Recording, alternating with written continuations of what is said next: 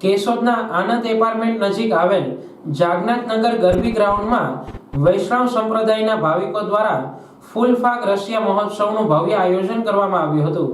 આ પ્રસંગે માનુરાજા બેટીજી પધારતા ભાવિકોએ હર્ષો ઉલ્લાસ સાથે પધરામણી કરી હતી। આ ધાર્મિક ફૂલ ફાગ રશિયા મહોત્સવમાં વૈષ્ણવ સંપ્રદાયના શેરિયાખાનવાળા કીર્તનિયા કાંતિભાઈ સહિત તેમના ગ્રુપ દ્વારા કીર્તનની રમઝટ બોલાવી હતી।